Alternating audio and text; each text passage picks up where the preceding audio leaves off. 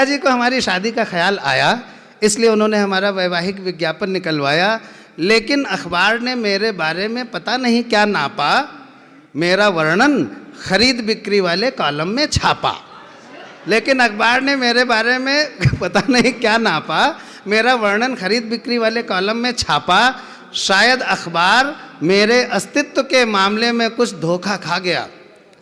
शायद अखबार, आप यूज रहे, शायद अखबार मेरे अस्तित्व के मामले में कुछ धोखा खा गया, इसीलिए तो मेरा वर्णन निविदा सूचना के बिकाऊ माल में आ गया। मैं आपके ज्ञान के लिए बता दूं कि निविदा सूचना को हिंदी में टेंडर नोटिस कहा जाता है। हिंदी में मैंने इसलिए कहा क्योंकि जो शब्द आपकी समझ में आ जाए वो हिंदी, जो समझ में ना आवे वो गीत।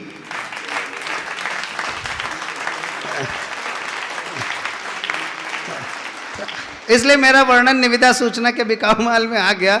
अब मुझे खरीदने के लिए निविदाएं आने लगी, अपने अपने जोर आजमाने लगी। अब मुझे खरीदने के लिए निविदाएं आने लगी, अपने अपने जोर आजमाने लगी। एक में था माल कितना पुराना है। थोड़ा मुस्कुराहट को बड़ा करिएगा, मैं आपके खुले होंठ देखना चाहता हूँ। ये कोई मंजन वंजन बनाएंगे कि नहीं? आप लोग बनाएंगे?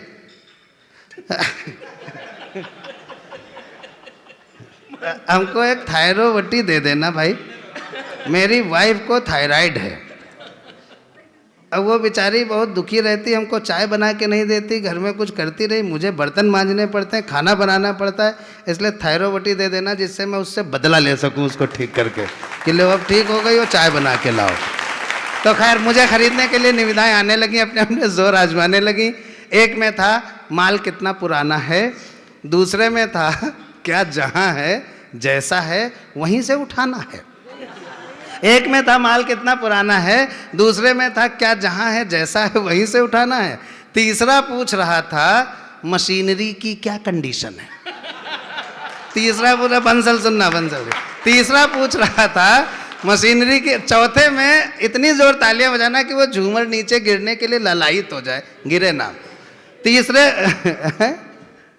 मैं भूल गया। एक में था माल कितना पुराना है, दूसरे में था क्या जहाँ है जैसा है वहीं से उठाना है। तीसरा पूछ रहा था मशीनरी की क्या कंडीशन है, और चौथा जानना चाह रहा था क्या एक बार ट्रायल करने की परमिशन है?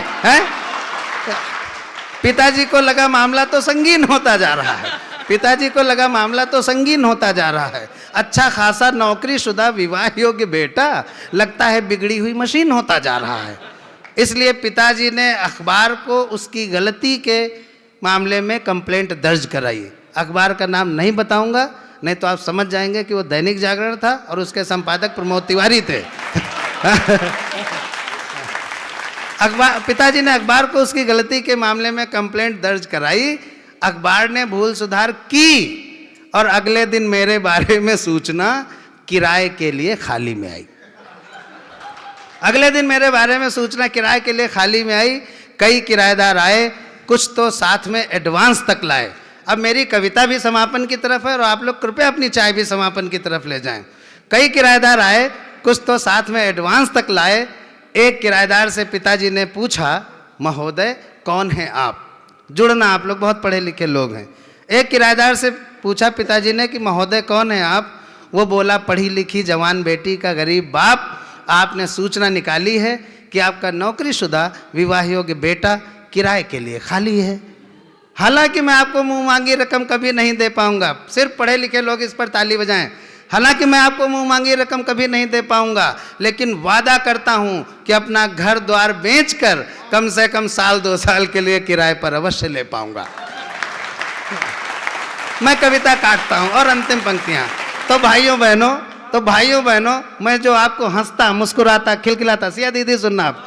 तो भाइयों बहनों, मैं जो आपको हंसता मुस्कुराता खिलखिलाता दिख रहा हूं, तो भाइयों बहनों, सरिता जी प्लीज।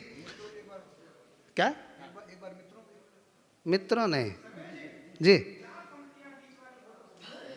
बीच वाली,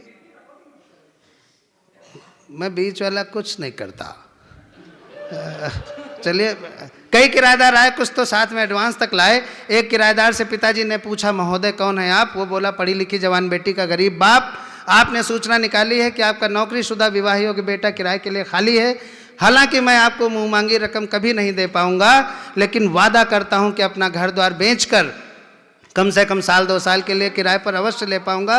आप मुझे हताश मत कीजिएगा, आप मुझे हताश मत कीजिएगा, इस गरीब बेटी के बाप को निराश मत कीजिएगा। बहुत बड़े कवि की पौत्री बैठी हैं, कविता की पंक्ति अगर आ जाए तो उनके सम्मान में भी ताली बजे। आप मुझे हताश मत कीजिएगा, आप मुझे हताश मत कीजिएगा, इस गरीब बेटी के बाप को निराश मत कीजिएगा, क्योंकि इससे मेरा कल्याण हो जाएगा। भले साल 2 साल के लिए ही सही, पर एक निर्धन कन्या को सुहाग तो मिल जाएगा। भले साल 2 साल के लिए ही सही, भले साल 2 साल के लिए ही सही, पर एक निर्धन कन्या को सुहाग तो मिल जाएगा। और मेरी समझदार बेटी, बंसल जी थैंक यू, आपने 4 पंक्तियां कहने के लिए कह दिया। और मेरी समझदार बेटी आपका पूरा किराया अदा कर जाएगी।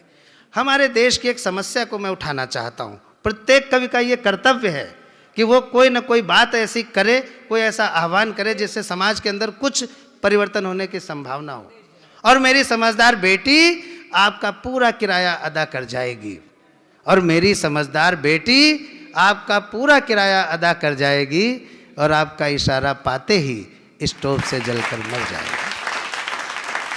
तब आप किराया बढ़ा दीजिएगा, तब आप किराया बढ़ा दीजिएगा, अपने बेटे को दूसरी जगह उठा दीजिएगा, तब आप किराया बढ़ा दीजिएगा, अपने बेटे को दूसरी जगह उठा दीजिएगा। क्योंकि दहेज के मौसम में, अब आपकी सहमत की तालियां चाहिए, क्योंकि दहेज के मौसम में आजकल ऐसे भी दिन आने लगे हैं कि माँ बाप अपने विवाह योग्य बेटों को किराए पर उठाने लगे हैं। तो भाइयों बहनों, अब ये पंक्ति आ गई अंतिम वाली। तो भाइयों बहनों, ये जो मैं आपको हंसता मुस्कुराता खिलखिलाता दिख रहा हूं, तो भाइयों बहनों, ये जो मैं आपको हंसता मुस्कुराता खिलखिलाता दिख रहा हूं, असलियत ये है कि मैं एक दहेज लोभी बाप का बेटा हूं, और हर साल किराए पर बिक रहा हूं, हर साल किराए पर बिक रहा हूं। बहुत बहुत धन्यवाद।